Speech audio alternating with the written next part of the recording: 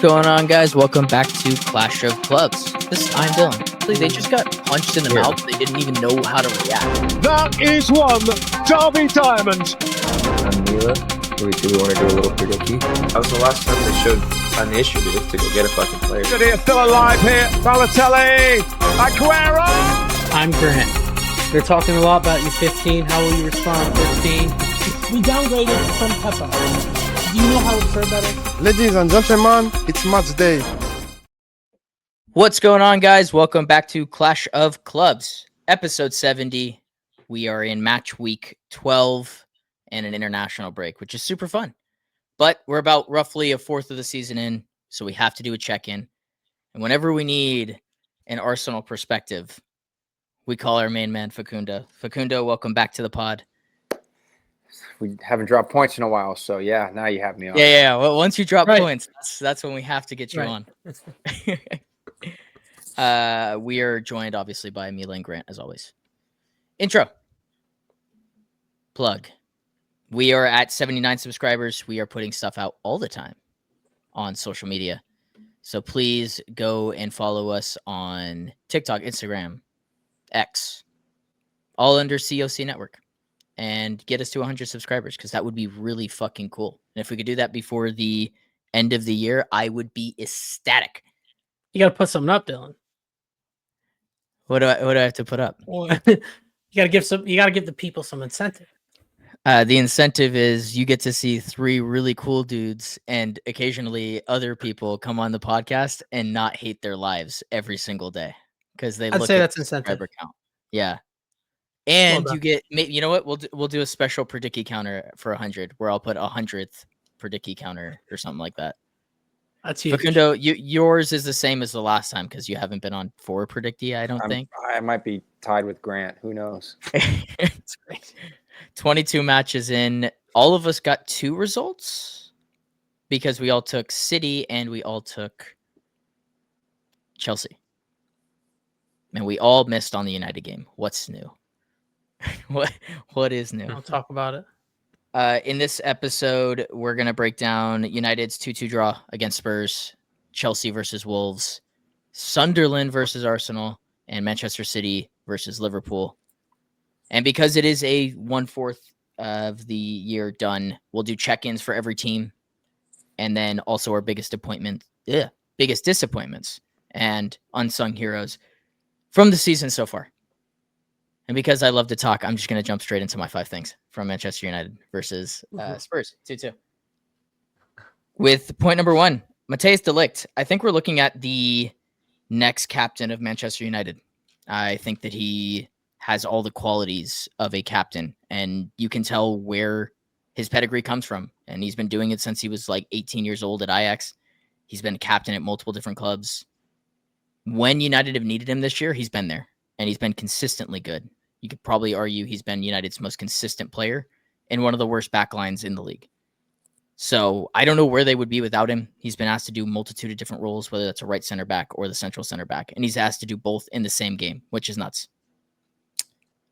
Point number 2, second half woes continue. I think United in the first half of games are like the 3rd best team in the league. And then in the second half of games, they are relegation, which is kind of what I expected from this side this year. It's going to be up and down, and Amorim's going to need to be more flexible and fix things up and change things, especially with AFCON coming up here. Like, honestly, the guys on the bench just aren't good enough, some of them.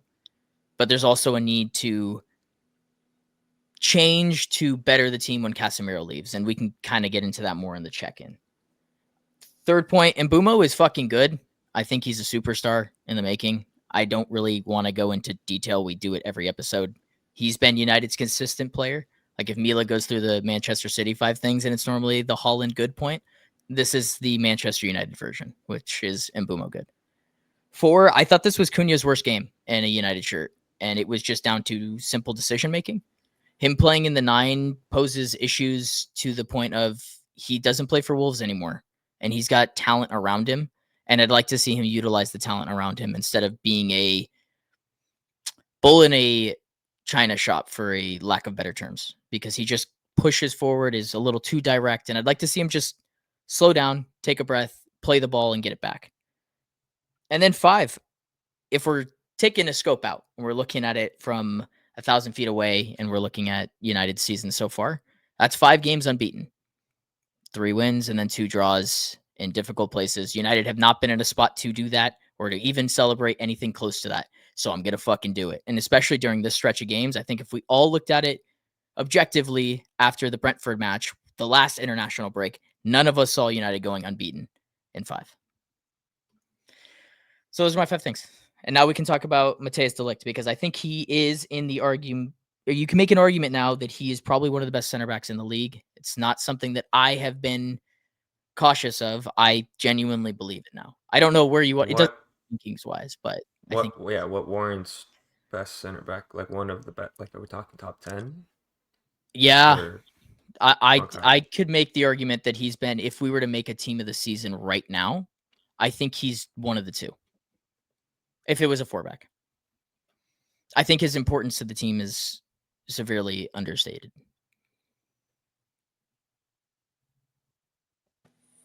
I don't have him in my top 4 of defensive players, but I think if you said like top on current form, like 6 to 10 center backs, like I'd put him in the back 5 of my he's top been 10. your best defender, that's for sure. He's been the one that's most willing to go into midfield and press and follow a guy if you want to go man to man. But yeah, I mean, for sure your most consistent player up there with Mbumo, but I don't know about like he's in the first 11 of Prem players right now. Like, well, I think he's had a better season than Van Dijk. Yeah. I wouldn't even consider Van Dijk, though. They've been leaking goals. That's usually the person that gets going to happen. In terms of like the Dutchmen, like him and Van de Ven, I think you could talk about them in similar conversations. If that's I'd probably have Van de Ven and Gabriel. It's 2 left footers, but if it's the top 2 throughout the whole season, right? Like I do think those are my 2 center backs. I think de Ligt, similar to how you talked about Bruno last year, he typically a team that does well, the best players in the best team get the recognition. He's almost punished for the way you guys are set up, whatever the reason may be. Defensively, you guys are not solid. That is a fact. And I think instead of, he's part of the problem, I think he deserves credit despite of the problem. I think he's got a lot of factors working against him, setup, personnel next to him, switching around mid-game, all of those things. I think he's trying not to drown, right? Everybody else has been drowning, and he's able to tread water because, like you said, Dylan, he was captain at Ajax as a teenager, Juventus, Bayern Munich. He's played at big clubs. He's played in big games. I think he does have an understanding of the stakes. So he's definitely been good this year despite the back line he's a part of. But I don't have him in my team of the season. The reason that I have him so high, and obviously I'm biased, but the other reason is there's no other center back that is asked to carry that type of load. Right? Like no center back is asked to be that good defensively, do the things that he's being asked to do, the positions and the variations of styles in the same match. Like even Van de Ven, like he's playing with 2 DMs right in front of him. And I'm not taking anything away from Van de Ven. He's been fucking amazing. And he was really good in this game too. But I think that nobody's asked to do as much as he is. Like there are better teams and better defensive structures, but I don't think they're being asked to do the level of work. Virgil van Dijk's being asked to cover for 10 guys who don't want to defend. So, but I get what you're saying. I get what you're saying. Like everything considered, he's been a shining light in a pretty bad defensive structure. And I think that says a lot about the player like you're talking about. I'm just happy that he's fit. I think that last year there was this like misconception that he was a bad player because he wasn't necessarily healthy the whole time. And he's also one of those players that has been on like his 15th manager in 4 years. And you're like, how does this guy who can be consistent if you just kind of tell him what to do, not get a run with like one manager? It's just a feel for him, but I'm happy he's a United player. I think as if I was a United fan, I would be happy that someone looks like they're wanting to fight for the badge again. I think that's what the most appealing part about the player is that the performances have been good, but I just think he's trying to set a foundation for everybody else, and I can appreciate anybody trying to lead by example in a United shirt because you haven't really seen that in a while. Yeah. The United, Amram made like a leadership group going into the year. He was not one of the players that was involved in that. So I think that kind of speaks volumes to his leadership on the field. Is he's not being told to be a leader by anyone. He is just going out and showing that he is a leader. That's why I think he's captain material. Yeah, he just does the right things. But honestly, that competitive spirit and that nature that you're talking about, I think has been shown so far this season. Obviously, the last 5 games have been more positive than the early going in the season. So we've had a very up and down season. So we might as well do a check-in on United. I talk about United every week and I do my stuff. So I'm going to let you guys start this conversation of what you thought of United through 11 matches in the league. And then I can jump in at some point. It's real quick. I mean, because I don't have too much, I'll kind of give you guys a little more freedom to go into it. But I thought Grimsby was, obviously, I'm sure it's the lowest low, but I thought that was, where's the season going to go? Is it just going to continue as it did last year, or is there actually going to be a response? And maybe it didn't come right away, but I mean, it feels like it's been a lot more than a quarter of the way through the season. I feel like we've already had a year's worth of storylines with United, but definitely surprised with the turnaround from there. I said this to Grant, I think late last week, that I feel like if you can get through the first 30 minutes of playing United, then you're pretty much in a good spot. The next 30 minutes, it's just kind of a back and forth. And then the last half hour, you guys just kind of fall off because the structure in midfield just goes to shit. So I think that's kind of the game plan, is just kind of survive the first 30 particularly of United, see what you can kind of get in that back and forth in the 30, and then just know you have them in the last 30 minutes of a match. Even saying that, I still think the manager has made some slight improvements to what he's trying to do, and you're getting more results. But the problem has never been how you play the good teams, and I think that's the storyline of the season. You've played the good teams, except City, particularly well. And you've struggled against the bad teams, which is what you need to pick up points from, because those are the teams that you get more of throughout a 38-game schedule, not the big 6. Yeah. Mila? My turn. We got to look at the predictions because you sent them over in the text today. And I'll just say you guys are pretty much where I thought you'd be at around now. You're 1 win off of 3rd place. I had you guys in 4th. It was just big ifs. And I think they've checked all the boxes in terms of those big ifs.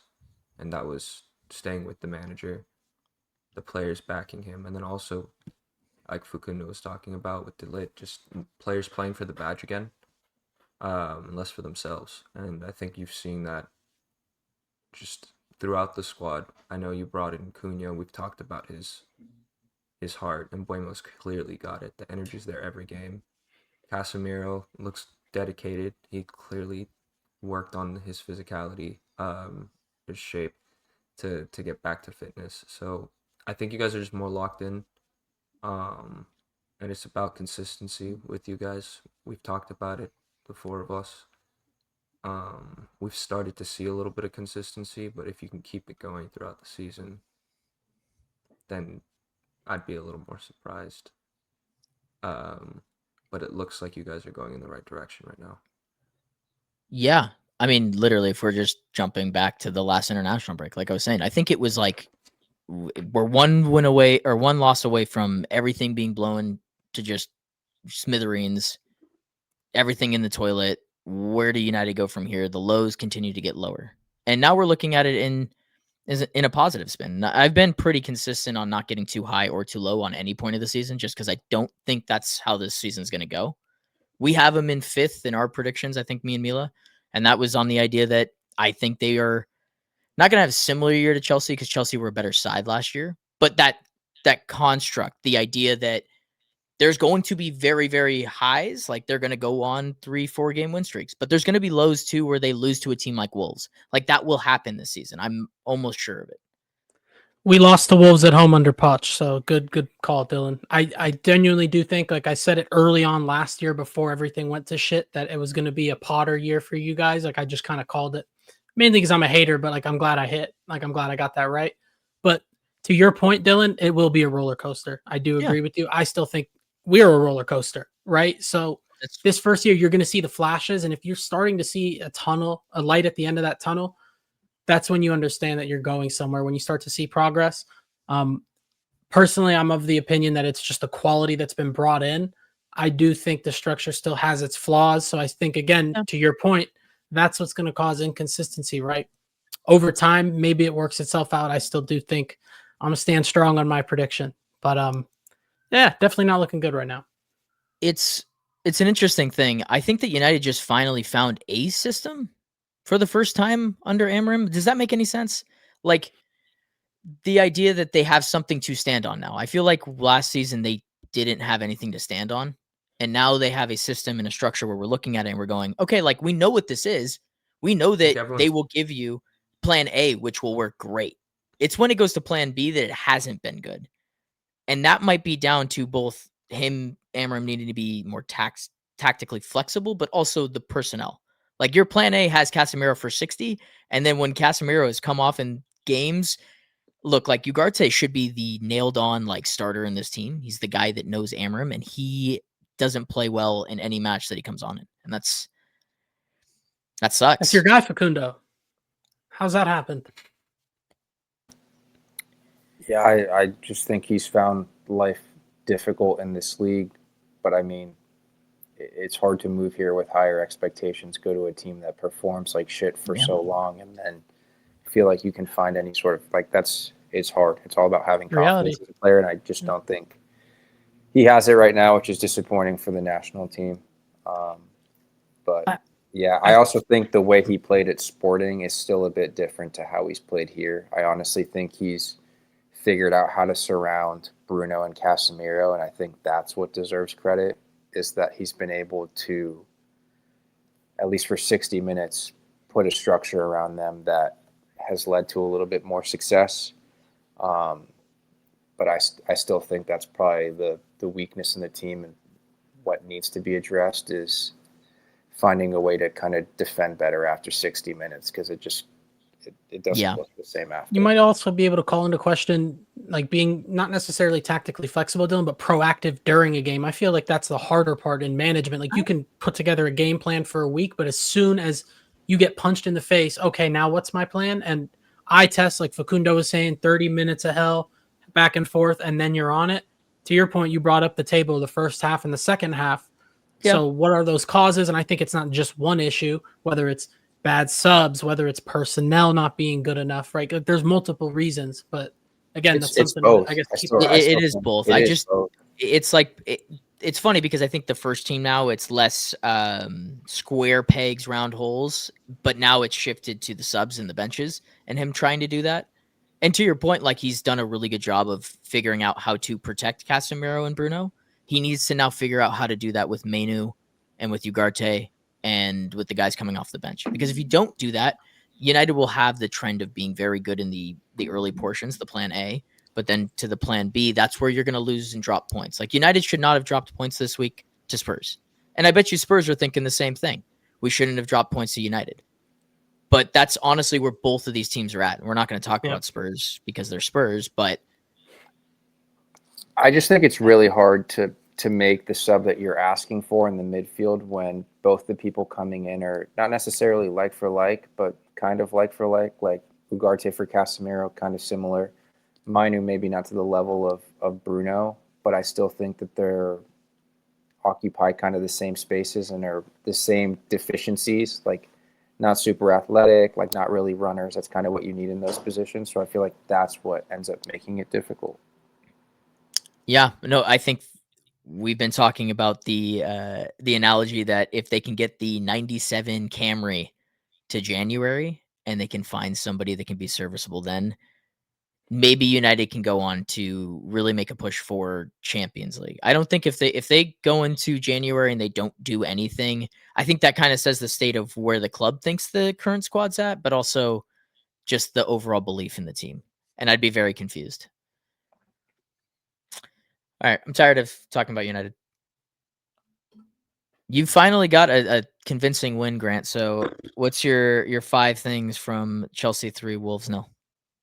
Well, yeah, I'd like to say obviously definitely a convincing win. Haven't had one in a while. My first thing I learned, Wolves are getting relegated. They are horrific. They have 2 points all season. So the next 4 things that I say, again, I watched 90 minutes. There's certain players that had good performances, but at the end of the day, please remember that we played Wolves at home. These dudes stink. It was the U21s coach that coached that game. Like, we can't take too much from it. But point number 2, I personally apologize, Garnacho. Dylan, you were right the whole time. It was an emotional thing. I didn't like the player, but when we think about what he does, and I think Wolves at home is the perfect platform, continuously going at his man 1v1. Like, just feed him the ball 1v1, whether he fails, whether he succeeds, he'll keep doing it. Kind of what I said about Neto a few weeks ago. Like, it ain't much, but it's honest work. And when it's against Wolves, he had 15 different opportunities. I think he had a really good game. So long may that continue, build off that performance. Third thing I learned, Enzo Fernandez. That was a performance. We've seen a lot of box crashing from him, and I gave him a lot of credit for being adaptable, but this is the Enzo that we like to see. I think he had the freedom to be a lot deeper and dictate play, and within 10 minutes, he's already creating multiple chances, missed one of his own. I mean, he was all over the place, and also not going on international break, dealing with an injury. He's proper. So love that from him. Rest up for a few weeks. Let's get you back to as close to full fitness as possible. Fourth thing, you guys know with me, I try to be fair. When I'm really loud about someone not performing, I'll try to give them their credit when they are performing. I think Chalobah, that was the second really good performance in a row for me against Tottenham and against Wolves. So again, look who we're playing. But I think him and Fofana, we're starting to see a decent partnership there. And I've always been on the record with Trev, when he has a really quality defender next to him, holding his hand, for lack of a better term, he has no problem going out and performing. So really happy with that. Maybe we get some consistency in our back line. Who knows? And last and final thing, Gusto finally scored. And you guys might be confused as to why I'm so happy about that. If you've watched every Chelsea game past few years, maybe 25 or 30 times, you'll see Gusto cut in and take a shot with his left foot. Similar to what Mila felt when Kyle Walker would come in and take a shot. Stop. So hopefully that stops. I'm really happy for him to get that goal. Again, it was Wolves at home. No better time to get it. But get that weight off your shoulders. Stop thinking about needing a goal, and let's get on with the season. So there's your 5 things. Wonderful work, Grant. We are now going to talk about the Star Boys because the game really changed when Esteval came into the match. And I'm so fucking tired, dude. I'm so tired of watching Neto and Garnacho and the other Star Boys and all the young children. Just play the fucking best players. Play the best player. He is your best attacker. And I watch it every single week, and it just makes me infuriated. If the cameos are more like that, where we're seeing 30 minutes, I'll be fine with it. Like, I get it. You're trying to preserve him. Who the fuck cares? If he's good, he plays. Lamine Yamal plays every week for Barcelona. I don't care. I want to see the best players play. Athletic now, though. Yeah, that's not from playing football. I Mila. think we both know that's not from playing football. Allegedly. Yes, Dylan, I've had these very same frustrations. I really think since we've seen him on the pitch, like to your point, his first action of the game is beating his man down the line, playing a ball in, does get deflected, falls right to João Pedro's lap, and he scores. But he makes things happen. I think there's no arguing that. What I will say is if you look at Chelsea's fan base in particular, just a very recent example against Karabag, Jarell Hatto starts at center back. No one had any problems with the lineup. I was a fan of the lineup, and I'm usually not a fan of our lineups. After one performance, he's not good enough, right? And I think that's the big problem that we have as a fan base. It's our fault. But if as soon as Esteval has a somewhat bad game, you're going to see tweets like, Esteval, thoughts? Like, you need to protect these guys. And I understand it. It's frustrating to not watch him playing, especially when we're struggling. But I also understand the other side of the coin, where as soon as he plays 2-3 straight 90 and doesn't score or assist, people are like, oh, this guy is terrible. That's just where we live. That's the nature of the beast nowadays. But at a certain point, I do think he is the level of talent to where as soon as he consistently gets a run of games, regardless of what it looks like, people are going to understand that is a guy who needs to be playing every week. So I get both sides, but we got an 8-year contract. So take your time, ease him in. Before I throw We'll see, it to because I don't. Mila, I want to say that my suggestion would be, remember the D-Lo commercial with Ben Simmons where he's like, he got one suggestion for me and he throws the phone into the water. Just do that. just do that. Oh, he's got a great group around him. Good support. Mila, any thoughts on Estevao or Garnacho or any of the star boys for young Chelsea? I'm not calling Garnacho a star boy. That's my thought. He's been labeled a star boy for like 4 years. It just makes sense. Just Garnacho and that's Estevao in the another same sentence. Like, that's in crazy. and of its own. Yeah, no, Estevao though is I think I've talked about it plenty on this pod, but he's super intelligent. At the end of the day, though, I get not risking the techie, intelligent footballer because they just get overwhelmed sometimes. They need to learn how to play at the speed of this game in large periods of time, not just bursts. And it starts with the bursts, and then they'll eventually get the minutes. So I think I'm seeing the same with Cherky. Obviously, not the same player, older too. But yeah, give him the time. Wait for Palmer to come back, maybe to start inserting him into full 90s, and then unleash hell on the rest of the league and show that what they've been missing. Them two playing together, man. Yeah, from a business standpoint and from just trying to put myself in the shoes of how Chelsea's board would run things. Get the spreadsheet totally out. Understand holding back so that they can make a big scene once that can come into fruition. Facundo? Chelsea suck. That's it. I thought you were going to say he's the greatest talent you've ever laid eyes on. Man. I mean, like, I'm not really taking too much from Wolves. Like, he's been good. I agree with Mila. Like, you just got to ramp up physically.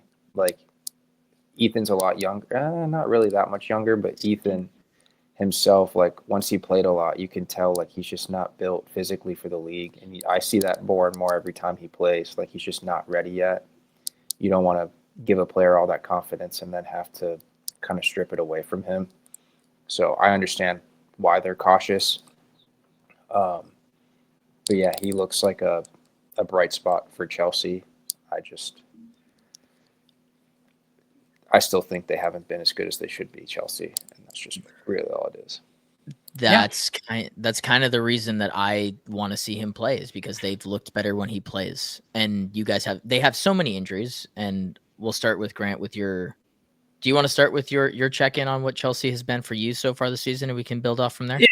I'll try to be brief. You know that usually doesn't end well, but I think Facundo's sentiment at the end was really good. This team, after what we accomplished last season, I thought this was time to step it up to really get to another level. And I think part of it is what we have in-house, and another part of it is what's going on outside the house. It's a mess. It's not the league that we thought it would be. I mean, if anything, it was that it's open. It's really open for anyone to come and get it. And I think we could have had a fight there, and I think we put handcuffs on ourselves for this season. I think it's postponed until next season. Not to say that it's not possible, but if I'm being honest, in my heart of hearts, I just don't think this current squad is there yet. And it was self-inflicted. But over to you guys. Let's see what you guys got to say. Facundo, I want you to elaborate on your point of like why you think Chelsea haven't been as good as they should be, because obviously, like, injuries. Honest opinion is just that they've encountered a bit of adversity, and I think the manager has not been up to the level of that adversity. Regardless of all the stupid red cards this year, like, there's been games where I've texted Grant, I'm like, I don't understand the substitution, like, whatsoever, and then kind of they don't really perform. I think even with what they have, they should be better than where they're at. Granted, injuries have kind of hurt them. But I just don't think the manager's done a good enough job of maybe utilizing the squad a bit more, but correctly. Like, again, in-game substitutions have been really bad, and Grant just talked about how hard that is as a manager of knowing when to make a change and, what change you need to make and at what time. And I don't think he's been that great this year. And they've just suffered in games because of that. That's my assessment of watching them. I don't watch them all the time, but from what I do. Yeah, I'm going to have to quickly defend that point before I give someone else the floor. He's been talking about trying to manage injuries all year because of the Club World Cup. It's incredible cope, but if you do think about it, I mean, these guys played a full season, and then we lost our best defender. Our best attacker hasn't been fit all year. Our entire midfield's either been injured or playing on injuries. So I think he is so scared to just lose more players, just seeing the amount of quality that's just been in the medical tent all of last year. We don't want that again. So I think overcompensating there, and also to your point, not knowing what he can or can't use and how to use it on his bench. I think that's not having an understanding with our board, not bringing in the right players, if you want to put it that way. And I think I harped on it when we were in that rough patch, Facundo. He's an inexperienced manager, just like these players are inexperienced. I think he's gotten a lot of subs right. He is typically proactive, but to your point, he's gotten them wrong too. So it's a growing team, it's a growing squad, and the manager's learning on the job just as much as the players are. It takes a really long time. I think this is all a big overreaction. They are 6 points off top of the table. They have dropped points to Sunderland, who just took points from the table leaders. They dropped points to United, who have started to look good as of late. Red card. That Brighton game, yeah. Red card. I mean, that's another thing. Yes, you guys are a young team. That's an issue. The red cards are an issue. The substitutions are an issue.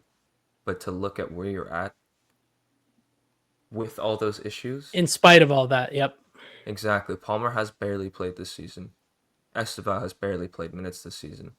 So like we were just talking about, if you wait and ride the storm out while those two come back, and you're still 6 points, 7 points off of first place in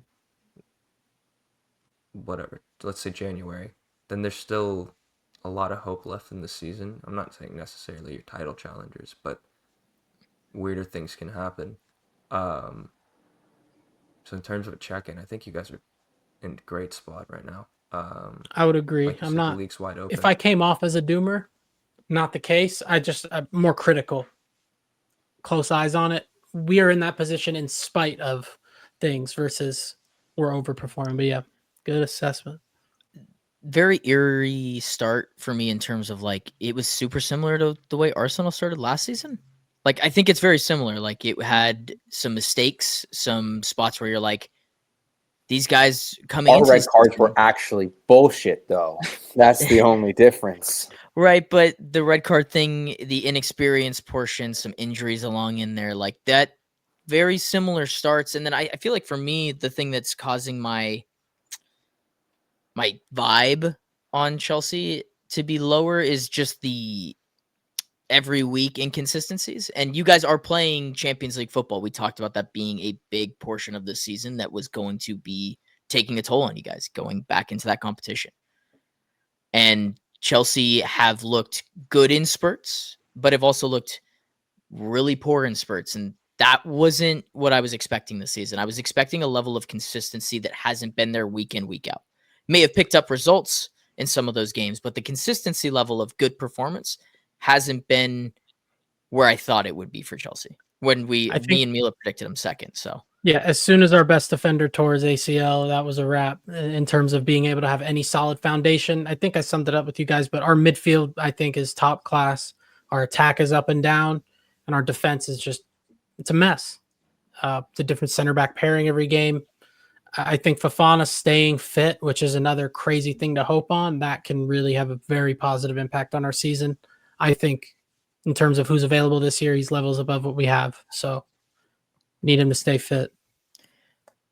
Yeah. And you also just haven't been good away from home, which the only really two sides that have been good away from home are their two teams. Everyone else has been awful. We're good away from home. Or sorry, you guys are bad Third at of the home. table. Sorry. Yes. You're bad at home. Apologies. Damn Mixed right. up in my head. So that's not good. But that goes to your point about them just being super hard at home, like the fans and the match going. Yeah, one pass back, 10 minutes in, we're booing. It's tough. That's why we need Palmer Estevao hoops. Save us. Yeah. Alrighty. No more Chelsea. On to the biggest match of the weekend, which saw our Predicky be fucked up by one goal because Erling Haaland doesn't want to score a penalty. Screw him, dude. Mila, your 5 things. Ooh, yes. Gonna be a little different from the social media 5 things. Yeah. First off is gonna be Bernardo, captain.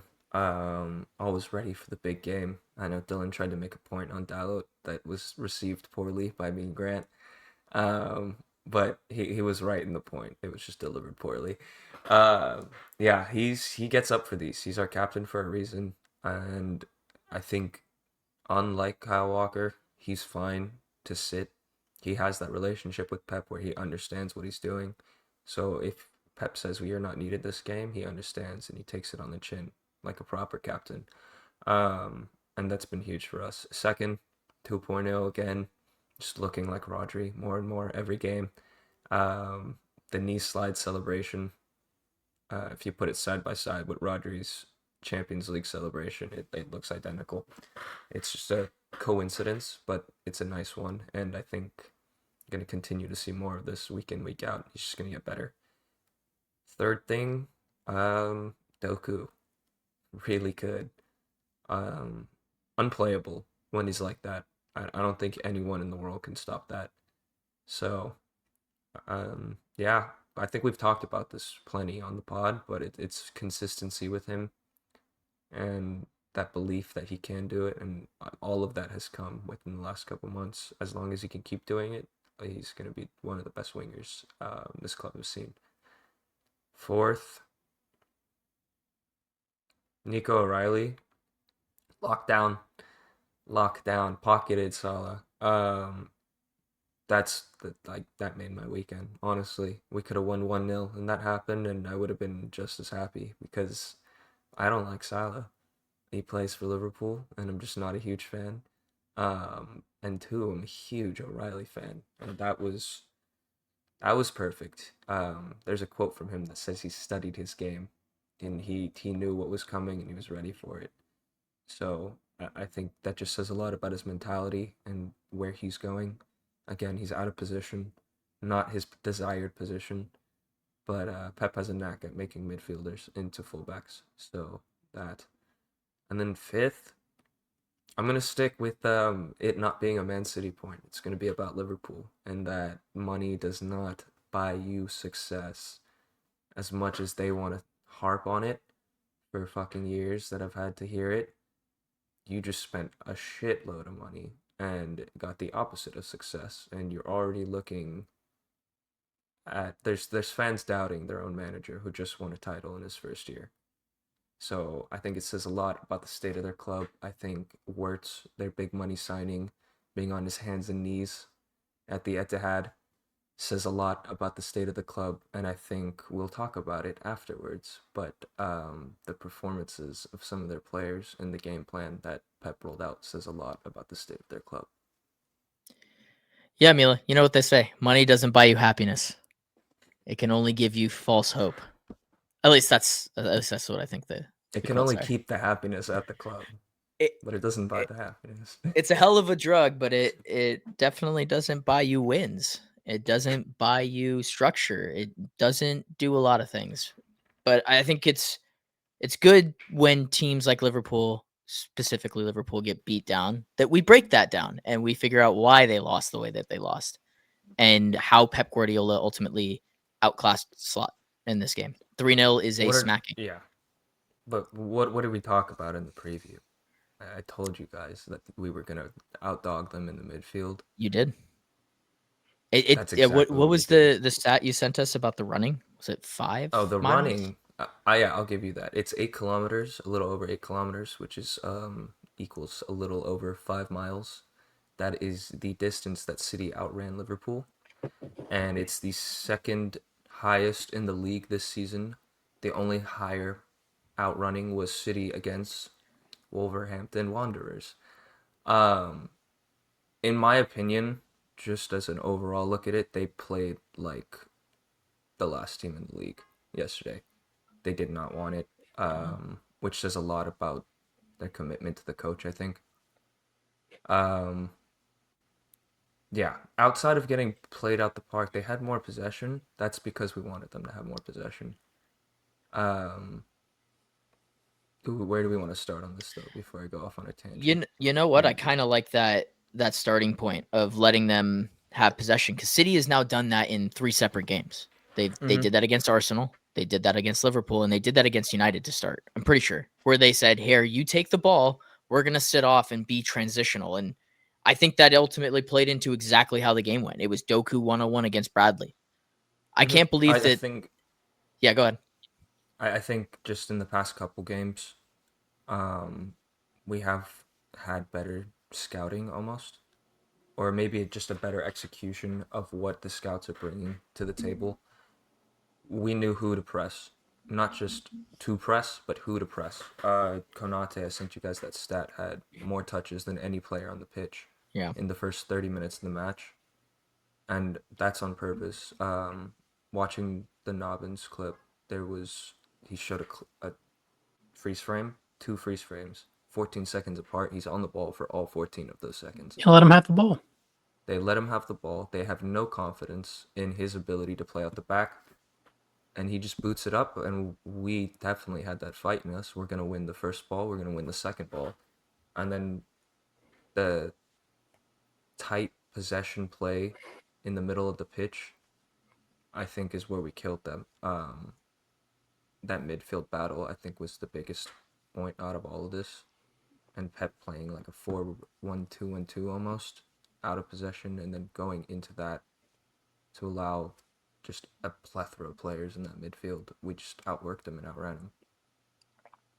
I think what's important, and I'll just give you credit for it, Mila. I think when you first said Nico G and then put him in the same sentence as Rodri and Caicedo, I definitely reacted. I was like, well, that seems pretty quick. Sometimes you're not wrong. You're just early, because I'm starting to hear a lot of things that you were saying a month ago from a lot of people now when they're talking about it. And I think we talked about it a lot last year where, oh, well, Rodri's gone. There's a Rodri-sized hole in their midfield. If they have Rodri, it's a different story. They haven't had Rodri. And again, Nico G is not going to be on the Ballon d'Or podium, let alone win it. But, I mean, to your point, Mila, that was the difference in the game. You guys being able to keep the ball in the middle, being able to win duels. And the 6 is a huge part of that in the Pep system. So, I mean, I think a lot of credit goes to him. A lot of credit has to go to Pep, too, because, again, from the time he came in till the start of this season, it's been very speculative with him, where it's good performance here and there, but he's not playing. What's going on? There's so many questions. But, again, a coach knows more than we do, right? He sees the work that gets put in every day. He knows what he has at his disposal. And another point Mila's harped on, he's not even a 6. Like, that's not what he wants to do. Like, he wants to be an 8, but he's doing the 6 role, deputizing for Rodri. So I think that combination takes a lot off Rodri, too, to rush to be back. He can come back when he's back to his best or close to it. I think it's a good dynamic and important to look at in terms of building on this consistency, because I mean he's been fantastic.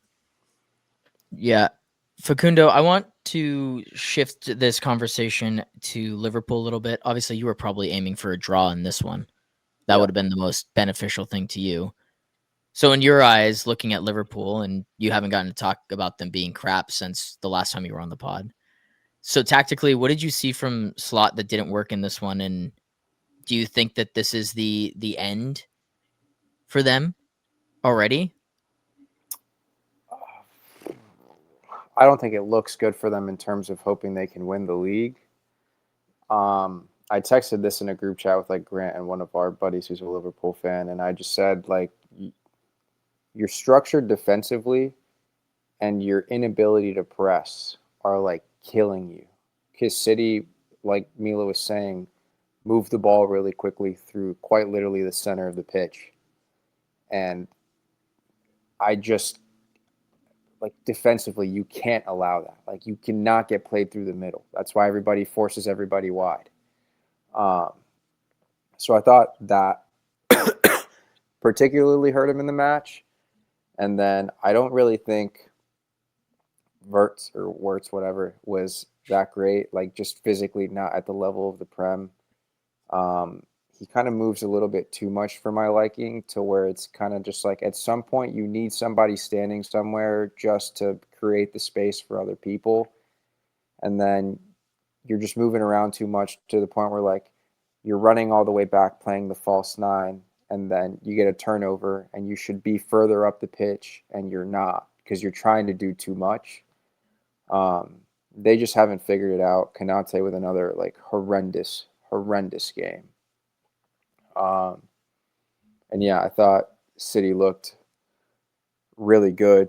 I just don't think Liverpool played that well. The only thing I would say is that if that goal is properly allowed, then 1-1, you're kind of looking at a different match. What was it, 35 minutes in?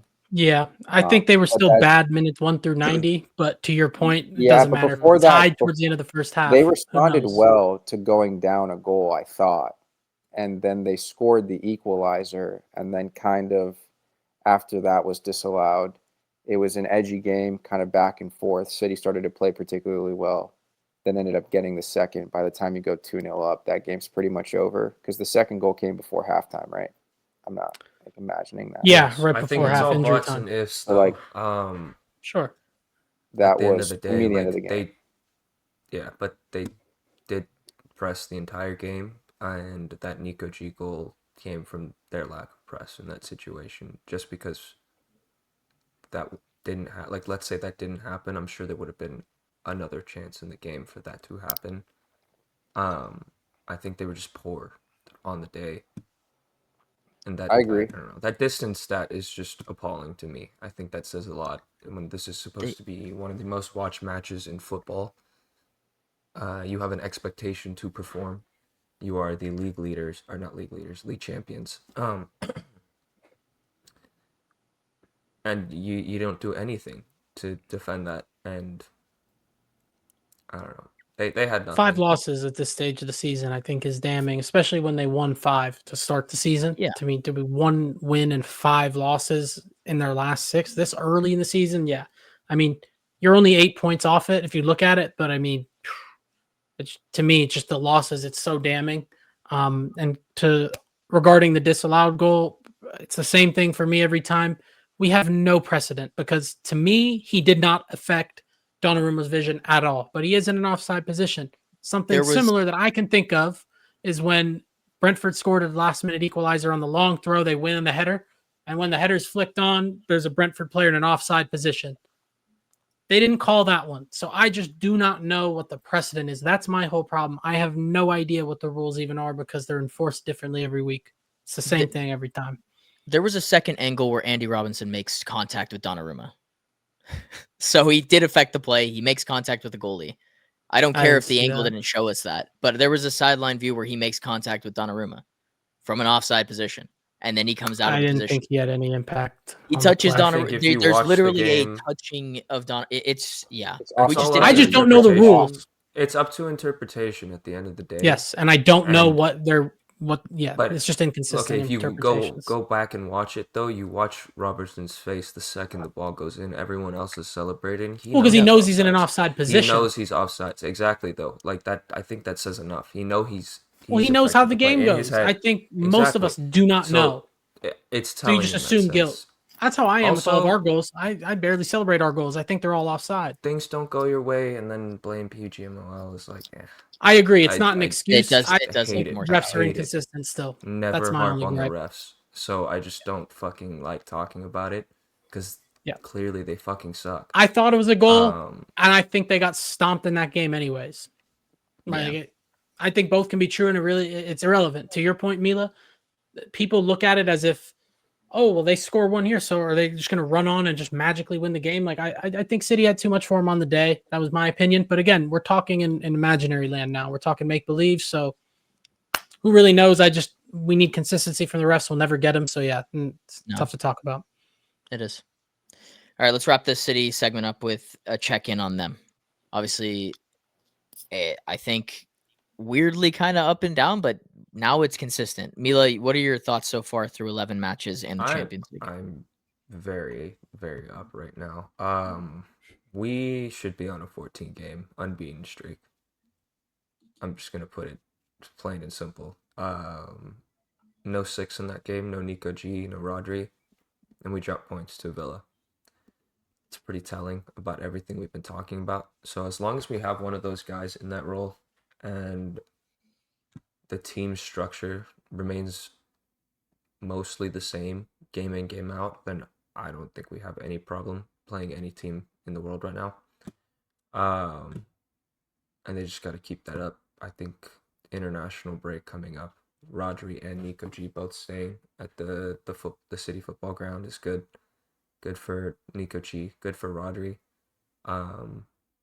Good for Pep too. He's gonna have both of them at his disposal, fit, and I think it's gonna be very scary for the rest of the league when the two of them are playing together and not one or the other.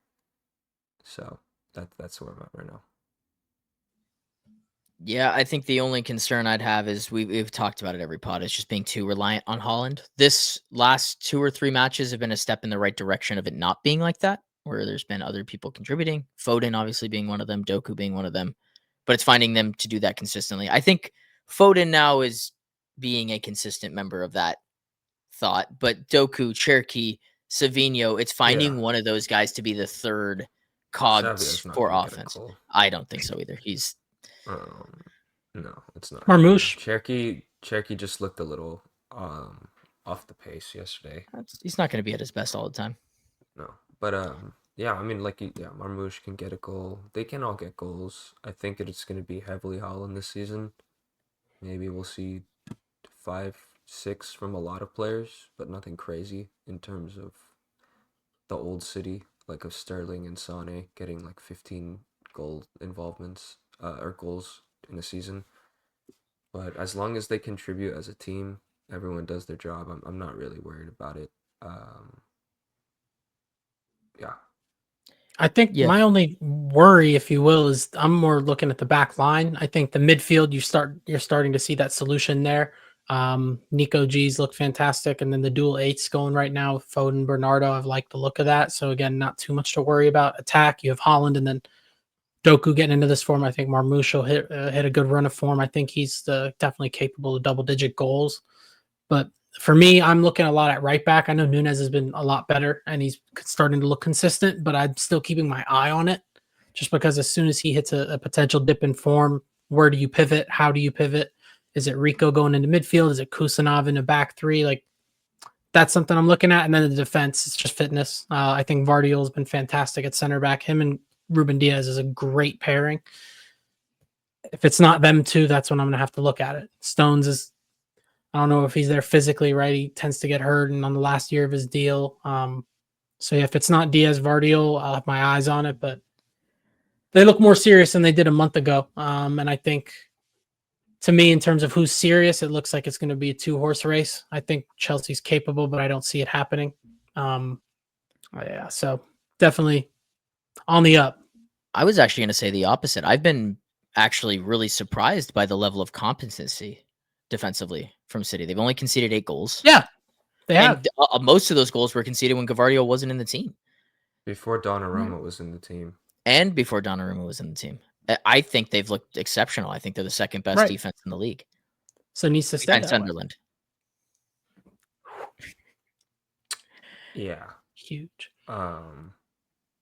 Spooky times. I think for the Nunes point, we are afforded him to be not as defensive with the way Nico O'Reilly's been playing. He can be the kind of complete wing back that we need right now.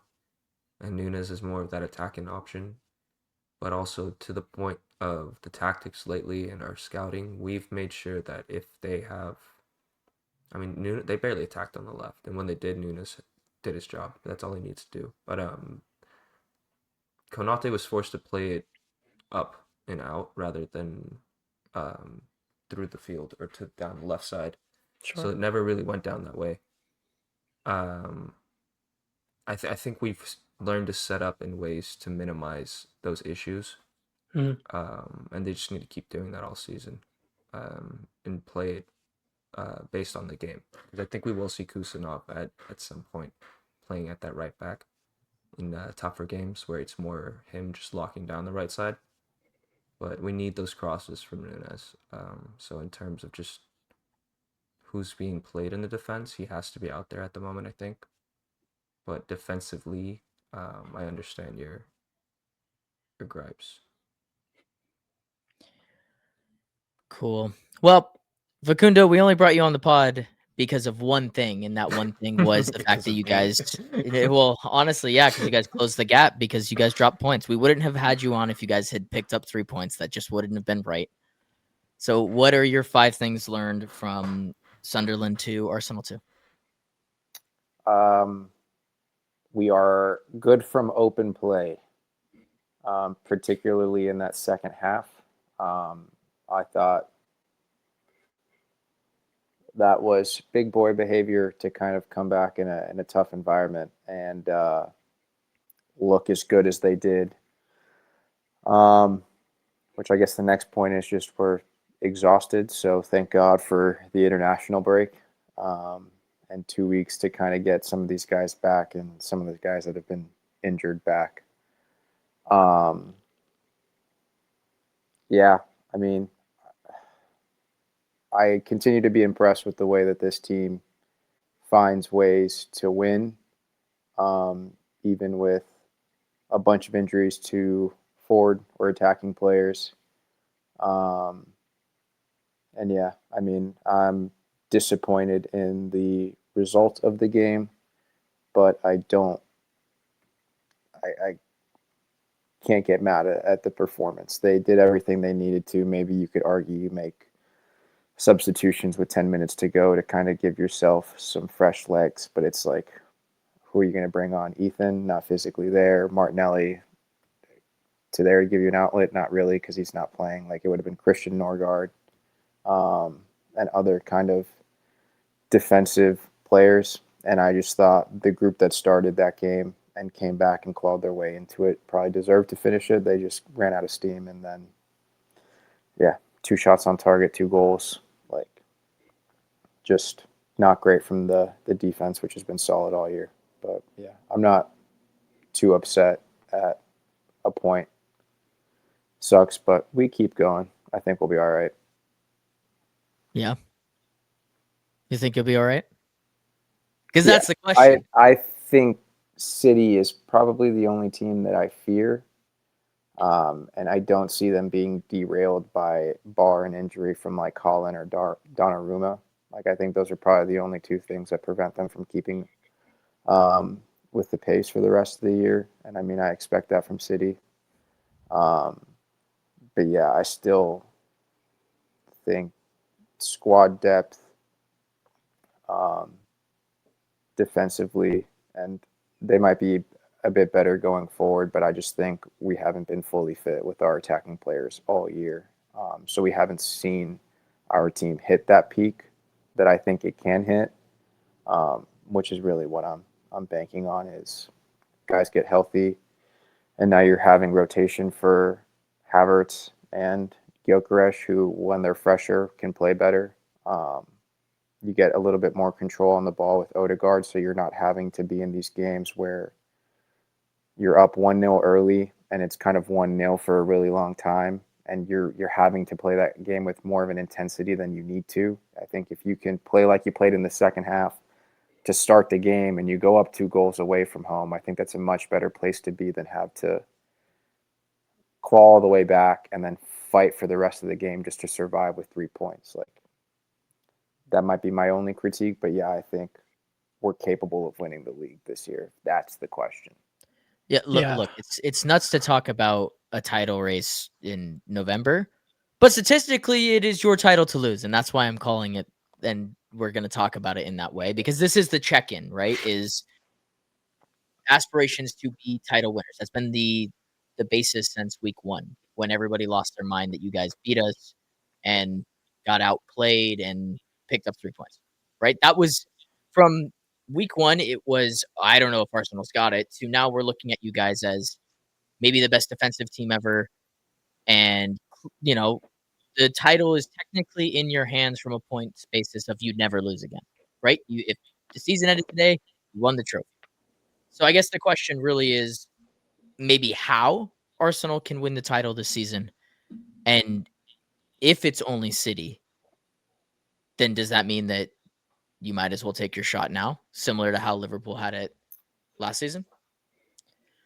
I think it'll be more challenging than it was for Liverpool last year, just particularly like City had a really bad year and we were so hurt that we couldn't do anything because we were investing everything into the Champions League. So I think it'll be more challenging, but I don't really give a shit how you do it. Just do it. That's where I'm at. The team is good enough. They're experienced enough. The coach has improved enough to where you should be able to go out and do it. And I get frustrated, but seeing that second half, and I might be overreacting to that second half, I think that says a lot about the character of the team, even with all the injuries, to come back and be able to put in that kind of performance when everybody says you can't do it from open play against one of the best low blocks in the league. I think to me that says enough about the character and resilience of the group. And I think they're just as tired as I am of finishing second 3 years in a row. So I don't give a shit how you do it. It'll be hard as shit because that's how it's supposed to be. Go be a big boy, win it, and then it looks a hell of a lot better when you say you competed with City and beat them as opposed to running away with it. It should be harder. I think that makes it a more rewarding experience, and it's probably better for you going forward. The only downside would be you kind of want to run away with it so you can kind of prioritize the Champions League by the time you get there, but I don't think that's realistic. Like I do think it'll be a legitimate push from City. It'll be a legitimate push in the Champions League with several teams being good. But I do think that this team is more than capable of winning one of those competitions, if not both. Capable is definitely an important word to use, and I think I watched that game really closely, the Sunderland Arsenal game, and even in the first half, I didn't think they were particularly great, but in terms of just what they're doing on the ball, what they're trying to do, the rotations, like they understand what the job is. And I think to Facundo's point, that second half was night and day. Like you saw it, but now they're doing it in the final third. There was more adventure to it, and they were knocking on the door. They kicked it right down. Like I think from the start of it up until that second goal, I mean, they were all over Sunderland. I mean, I'm surprised it took that long to take the lead. It was very impressive. I think to Facundo's point as well, attacking wise, they haven't had all their options from the start. Defensively, they look incredibly sound. I mean, I think the depth as well. You're not an injury away from that falling apart. You have guys, quality backups at every position there. I think it just comes down to the attack. I think the midfield's class too. I think you sorted that out. It really does come down to the attackers, the talisman up top for Arsenal. If they can put chances away, if they can score goals in open play, because I think it's important. Yeah, I think it is their title to lose. If they put that attack together with that defense, yes. But it's a big if. A lot of things can happen. Mila. I know statistically that they're in the driving seat, but I've watched this team long enough to know that this is where we like to be. We're about one game, I'd say 1 point off. I'm pretty confident we're going to beat you guys at the Etihad. So, pressure's on Arsenal. They haven't won it. We're 1 year without winning it. Oh well. But they're hungry. So that same hunger that Arsenal has, getting second 3 years in a row, like we have it just to get it back our title, to get blue ribbons back on the trophy. So yeah, I do think they're in a good position right now, but it's going to be a lot of pressure with Man City breathing down your neck for a lot of 6 months of footy. That's if both of us are perfect, obviously, but I don't think there's going to be much fluctuation up until February at the table, at the top of the table. It's going to be about the moments to me. And I thought that you guys had the moment against United where you didn't play at your best, but the opportunity to beat United at Old Trafford was there and you took it. And since then, the opportunities have been there and they haven't taken it. Now, where I will give credit is last season and the years prior, you guys have played awful against the bottom half and made them look good or let them pick up points. And this year, that has been completely cut off. And to your point about if you play the top 6 poorly, but you beat the rest of the field, statistically, you can definitely win a league. And so far this season, I thought there was an opportunity for you guys to go in and punk Liverpool. Our 3 teams did it, right? So it was there. You had the chance against City at home. It didn't really come to fruition, but you got a point. And then at Sunderland here, you go up 2-1, but you don't see out the victory. And so it's going to be about those moments. And it's so early that I can't tell you that it's going to continue that way. I have a feeling that you guys are going to get those moments more often than not. But that's really the question mark for Arsenal for me, is those moments where there's chances to go, instead of being up 4 points, you're up 7 points. And that can be deflating for a team that's looking to catch up to you if you can continue to stack those moments. Whereas I don't know if, what was it, 2 years ago, Arsenal had the chance and then couldn't take those moments, maybe because of inexperience. Now you've got the experience. You've been in those situations. You know when the lights are there, we have to pick up 3 points here. That's the biggest question mark for me. I guess I just think we haven't lost in a while, so everybody likes to talk about it. Like, we've lost to Liverpool off a 30-yard free kick, drew to City, and now obviously dropped points here for the first time in like a month. Not really worried. It was just these guys I was been telling Grant, they looked tired, and they were tired for the 10 minutes, and it comebacks to bite them in the butt. But I mean, I'm not too worried about it. They're not. I think they're fine. I think based off their reaction to even dropping points here, they're pretty disappointed, and I think that says a lot. But I'm not. I mean, just defend better, and then maybe you don't lose that game. Also, like, just I'm putting this out there. We've conceded 4 goals this year, maybe 5. I have no idea. One of them was a 30-yard freaking free kick. The only one that I think was probably a legitimate goal was fucking Holland down the middle against us. The Voltamont chance against Newcastle, Gabriel just decides not to head the ball, just flops. And then Declan Rice in this moment forgets to track a runner. And then Saliba and Zubamendi don't deal with the initial ball. Gabriel tries to save them, doesn't. I don't know what Rice doing in that situation. And then goal. Like, we've been really good. We don't concede a lot of chances. Just stop giving up stupid goals when you can give up a chance, and then I think you'll be fine. Like, more often than not, it's self-induced mistakes that lead to other people's goals. And I don't think that's hurt us too much this year. I honestly think we'll be fine. Maybe I've become accustomed of like conceding 1 shot or 2 shots on target for an entire match. And not really feeling all that threatened. But I guess when Sunderland puts their 2 into the goal from their 2 shots on target, then like you're like, oh. But I know you always accuse me of bringing my team into this, but genuinely, I do think our game at the end of the month will be very telling, right? Like, if we put in a shift and say something in that 90 minutes, maybe Chelsea is serious, and if you guys just take care of it, again, I think that gives you a lot of confidence. Yeah, and you guys have had trouble there. It's not that we're beating the shit out of you guys. I think we've drawn the past 2 times, but that, I think, will be a very important game in terms of telling us what the rest of the season might look like. I think what tells me about my team is that City decided to defend for an entire game, and Liverpool decided to actually defend. Like, Konate actually showed up for a game, which is shocking. So I think that tells me enough about showed up in his Madrid audition. That they give us enough respect to say that you are probably the superior team in this match. I think that's encouraging. Well, if you're like a UFC champion and you're fighting a guy who you don't think's very good, are you just going to put your hands behind your back? No.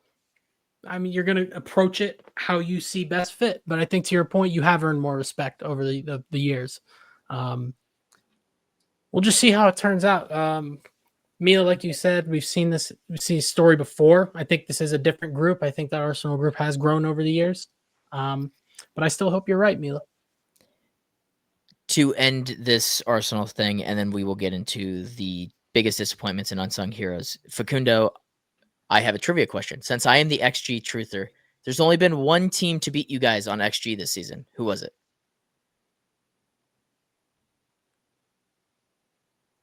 United. It was United. Anyways, biggest disappointment. I just think that shows, if anything, how good you guys have been. I'm a big truther in XG, and I think that proves that you guys are dominating I was games. told it doesn't matter. I think it matters. And now it matters. I hate it, bro. 2 years ago, it didn't matter. You didn't win. This year and this last year, I think it matters. That's bullshit. I think XG just determines your general play and if you are creating chances. I don't think it's the end-all be-all, but I think that it shows that in matches, you create more than your opponent. That's it. Alrighty, biggest disappointments. We are running long here, so what I think we should do is, if there is a team or a person that we repeat, just let that person have their thing and we'll just move on. Sound good? Cool. I think we talked about it, but Mila, do you want to speak on Newcastle? Yes, yes, I do. I think we all thought they were going to be better than they are right now, and granted, it is still early, but 14th on 12 points and -3 goal difference is not so good for people, not for a team that most people probably thought were competing for Champions League. Yeah, Isak left, but they got a buttload of money for him. So you want to think that Woltemata and other signings are going to perform. And yeah, they have some injuries, but this is not good for them, especially with what they're trying to build and the struggles that they've had financially doing so. Finishing this low in the table, I think, would be detrimental to what they are trying to achieve in the future. So that's why they're my biggest disappointments. They're top 8 in That's Champions what you League get for too. being a shin kicker. Yeah. Fan of Ugart. Crazy. It's crazy. I mean, Voltemata's been good. I think Alanga's been definitely severely disappointing. Yeah. Jacob Murphy's been their best winger, right? And that's the guy they've been trying to replace. They just can't seem to get him out of the lineup. He continues to produce for them. Anthony Gordon's had a huge dry spell in the league. Harvey Barnes only seems to play good off the left. Lewis Hall's always hurt. Livramento also going down with injury. So now you have Trippier and Byrne as your fullbacks. I think that's definitely not what they're looking to do every game. But yeah, 14th is wild. Yeah, it's a lot of money that they've spent with Isak's coin and haven't gotten it. Yeah, he hasn't played yet. He's going to go to AFCON. I mean, 1 year left. They paid what they paid for him, and they're going to get maybe a few months out of him. That transfer's already looking really iffy. It's tough. Yeah.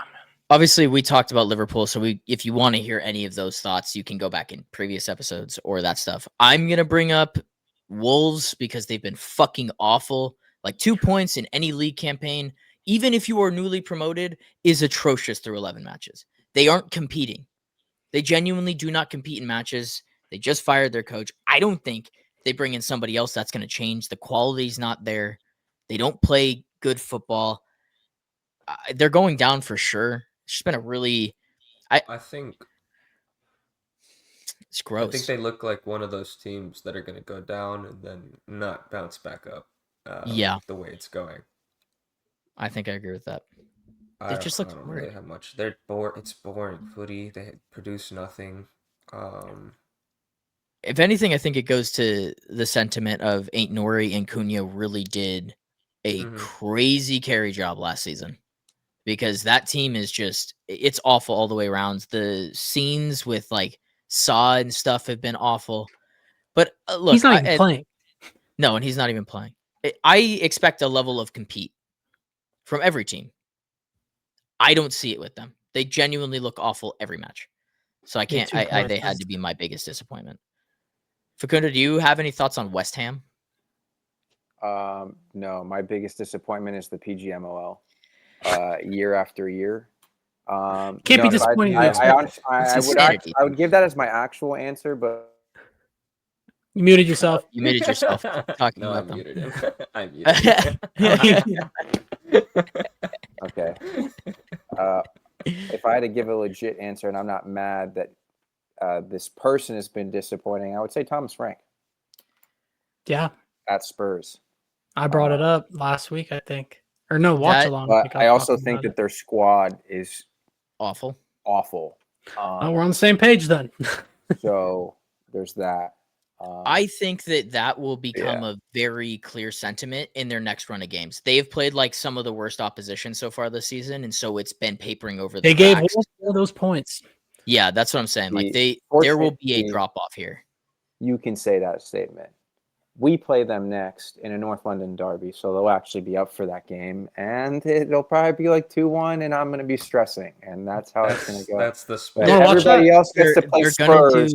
I'll come over. They're not derbies for like some of us. Like, it's just not a derby. Yeah, Spurs hate It's just City. Spurs. That is true.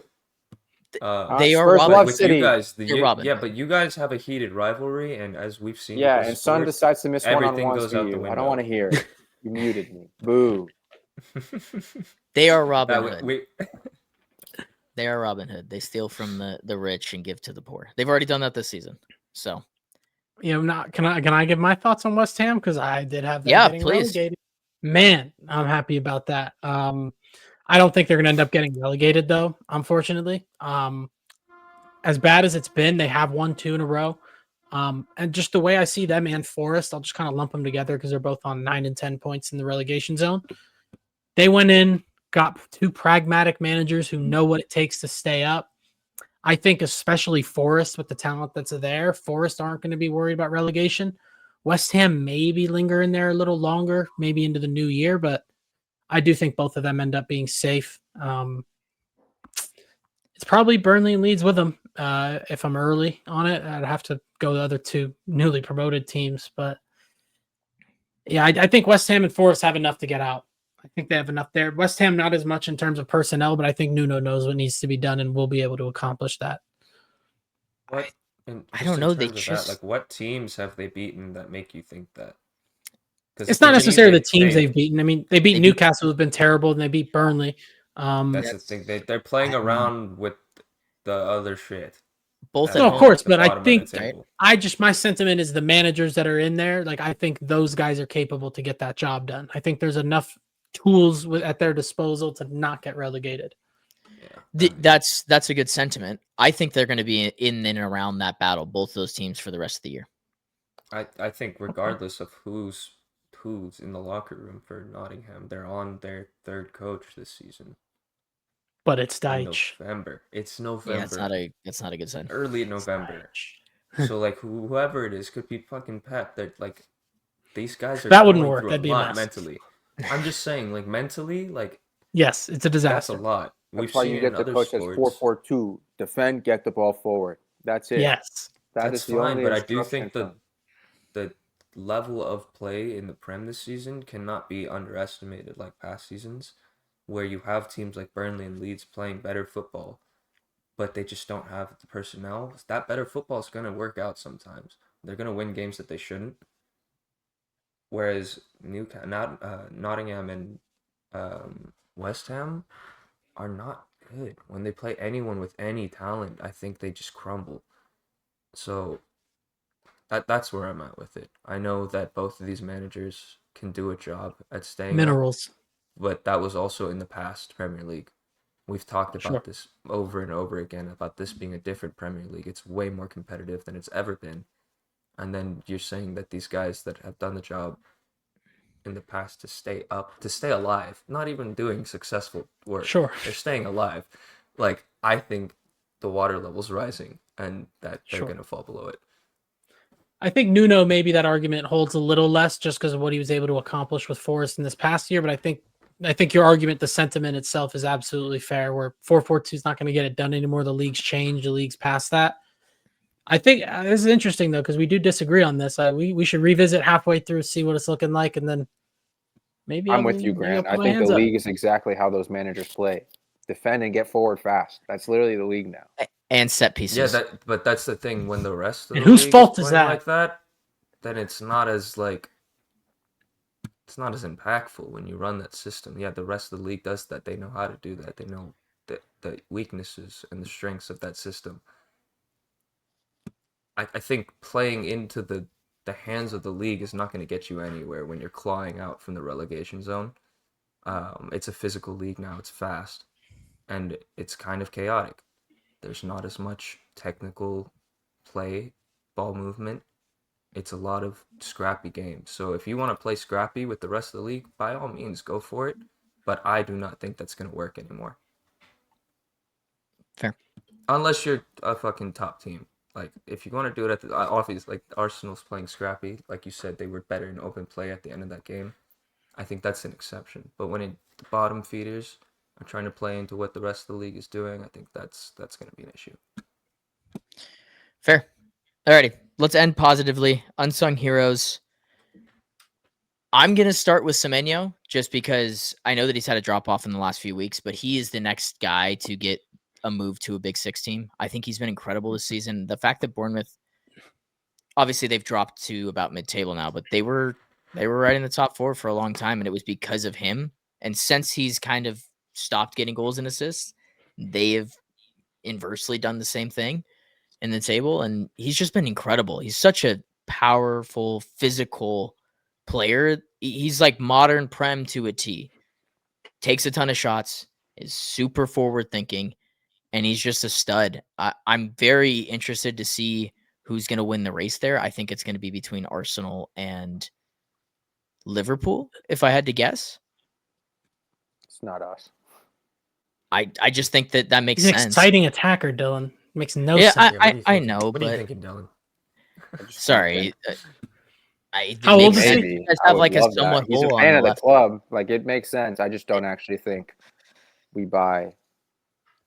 That's fair. I think he's a good player. I have no more No, he's vested been very interest good. in him because I traded him in fantasy. But yeah, no, he's been fantastic. I do think he gets a move. I think he was one of those guys we thought might get poached at Bournemouth. Yeah, I think he's fantastic, regardless of what a 4-game drought. Like, people think that's the end of the world because an attacker at Bournemouth has not scored or assisted in 4 games. Like, that's just crazy to me. I think another unsung guy, Buendia. I mean, I honestly forgot he was at Villa. They loaned him out to Leverkusen in January, and I think similar to Newcastle, Villa, I personally think they've handicapped themselves. Their wage bill is horrific, but they've had financial issues, and I think that's part of the reason Buendia is in the team. And he's taken full advantage of that opportunity, and he's been a catalyst. So I think Buendia deserves a lot of credit. The mentality that says a lot to be able to come back into a team that pretty much said you're surplus for requirement, and he's earned a spot back in the team. You guys know I don't like Unai Emery. I'm not a big fan of him at all. I don't like the way he plays. Me too. Not a fan. But I will give them credit here. I think that's a great shout, Grant, because that team was they should have been in the segment before this, but have totally turned it around and have won like 5 on the bounce or something. And now we're right back where I think most people probably predicted them to be. So I think that whole team deserves a shout out there. Mila, you have been talking the praises of a certain Everton player that isn't named Jack Grealish. You don't want to Illiman and Day.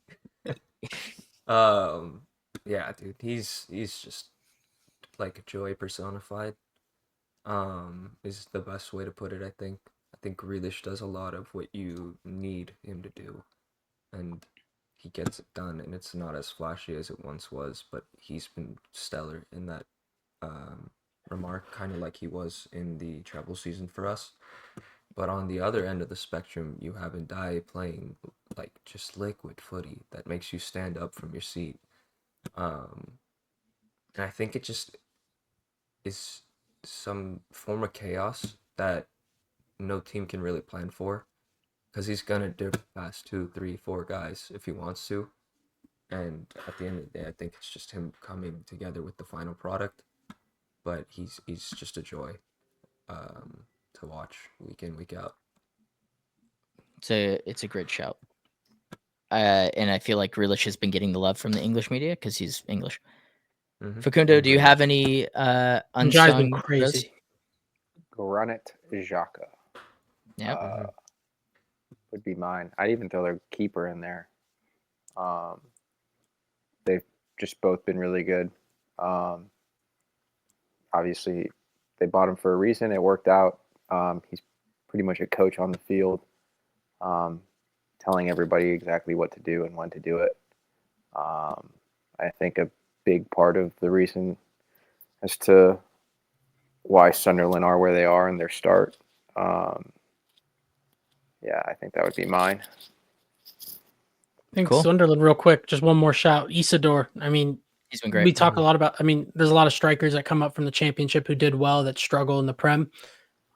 Sunderland brought in multiple strikers as well. I mean, they brought in a lot of players, but for him to be their leading goal scorer, I think that speaks a lot to, again, mentality. They're bringing in a lot of competition, and he's risen to the occasion so far. I mean, you need goals, right? I mean, Ballard's their second highest goal scorer with 2. So I think Isidore deserves a lot of credit too for Sunderland. Fair. I will end this with Elliot Anderson because I put him in the thumbnail and I feel clickbaity and trash if I didn't talk about him, and I want to manifest it to United. He has been the similar thing to Bruno, where it's been one of the worst teams I've ever seen, but he is a level above, and he's doing it at the international level as well for England. He's just been a phenomenal footballer, and I need him in a different red jersey. I'm so glad you brought that up. One last thing. If he leaves, my Nottingham point is multiplied by 10. By 80. They have Singare. He's Hey. been great, and he actually, you know what? That's a good point because he is the perfect footballer for him. I think he's starting to actually look like what Dylan I know he is. Singare. I knew that. Oh, Can I ask man. one question? Yeah. An unsung hero for everybody's team, real quick. Ooh. Mm. Yeah. No actual. Robert Like- Sanchez. Okay, It's a good one. nice. I Casemiro. sing a lot. I don't even know who's unsung. Like, Mila sings a lot of Maybe names. the guy that you didn't think was going to be important to this degree. Damn, but I've been pretty right. No, Nuka, it has to be Nuka. I mean, yeah, we clocked it. We saw it early, but I'd probably say by Nunes. no means. Mila, Oh Nunes yeah, is- it could be Nunes. was this your expectation for him to be this consistent so far? No. I mean, I don't think he's really had too much to do. O'Reilly does everything is the thing, so I don't even think it's The new we just assistant learned- staff is the unsung Yes, heroes. Yeah, Pep Linders and Kolo Touré are my unsung heroes. It's actually a great point. They have changed the environment for the better, the pressing for the better, and just seeing Kolo on the fucking bench is awesome. Dude Fair. is a built-in leader and just a good personality who also understands footy. And yeah, that was a good shout, Grant, because he's also just tapped into our academy. He's going to be a great addition to our coaching staff for the next however many years. And we saw what Pep's done with that academy. Just look at our first team. All right, shut up, wankers. Facundo, you're unsung hero for Arsenal. Martinelli or Trossard? I like the Trossard chop. He's been class. I actually I was so hype after that second goal. God, It's a great I've goal. gained so much respect for him in this season. they both have He's been really so good. They class. both responded Martinelli in to Champions being League. told I still hate that they Martinelli. shouldn't. No, I agree. I know why you hate him, but yeah. Who? No, I was saying I know why Mila hates him. Who? Martinelli. Oh, I don't know. It's easy not to like a player at your club. Fair enough. Alrighty, we always, I think, hit like an hour 30 with you, Facundo, because it's just so much fun talking with you. So And I tried being short. Sorry. no, you were short. You were. No, It was it's great. not- it's not your fault. You You know great. what? Cock comes in all shapes and sizes. The episodes with you just happen to be a lot longer. Sponsored by PGMOL. Obviously, thank you, Facundo, as always, for coming on. I'm linking your Instagram if people want to follow you there. I don't know if you want that out there, but they can follow you there. Private. I get to decide. Yeah, you get to decide. But from the C.O.C crew, Mila, Grant, myself, and Facundo, we have been Clash of Clubs. This has been episode 70, and we will see you guys in the next one. Two words for him. Different gravy.